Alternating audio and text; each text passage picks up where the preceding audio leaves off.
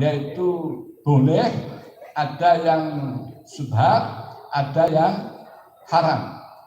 Jadi panjenengan bank-bank konvensional, pinjam bank, itu kata orang-orang riba dan sebagainya, itu ternyata NU keputusan di Menes itu menyatakan bahwa bank atau pinjam uang bank atau bergerak dalam usaha perbankan itu hukumnya boleh, dan ya tadi itu ada yang boleh, ada yang syubhat, ada riba, maksudnya ada yang haram.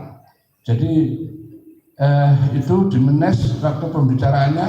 Kemudian solidaritas Palestina, waktu itu ada keputusan NU di Menes bahwa kita harus mendukung perjuangan kaum Palestina. Kemudian ini yang penting Pak. Jadi ketika itu NU adalah antara ikut pemerintah atau kita di luar pemerintah dan sebagainya. Nah, itu di Menes dibicarakan antara lain istilahnya alasan-alasannya kiai-kiai itu. Ya. Kalau kita berperang waktu zaman sahabat itu berperang, lawannya itu dari Persia, dari Arab, yaitu dari pasukan Islam, lawannya dengan kerajaan Persia, di mana Persia itu pakai kendaraan atau berkendaraan gajah, sedangkan kekuatan tentara Islam itu pakai kuda. Jadi waktu mau perang itu kuda itu tidak mau maju. Akhirnya ya sudah, mundur. Akhirnya strategi daripada salah satu sahabat, sekarang kita beli gajah dicampur dengan kuda di kandangnya itu. Wah, sudah ada proses beberapa bulan begitu, kuda-kuda ini sudah kenalan dengan gajah. Jadi waktu perang lagi, ketika kerajaan Persia bawa gajah-gajah, kalau sebelumnya kuda itu takut karena tidak kenal gajah, jadi tidak mau berangkat, tidak mau lari ke depan. Begitu sudah dikenalkan antara gajah dengan kuda, maka kudanya berani maju melawan untuk gajah-gajah Persia itu.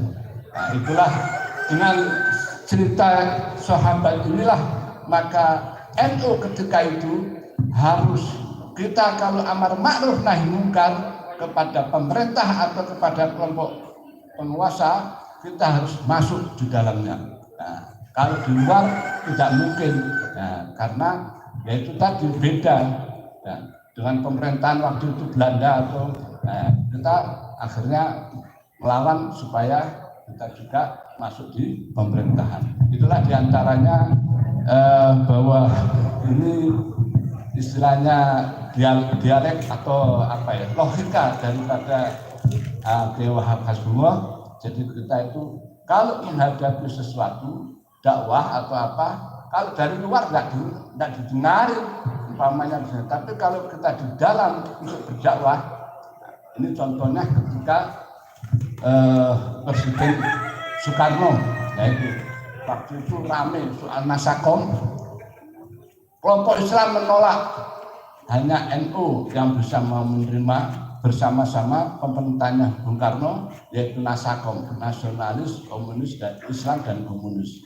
Jadi apa alasannya bahwa yaitu tadi, ini kalau kita tidak di dalam, kita tidak tahu rahasia komunis, apa strateginya komunis.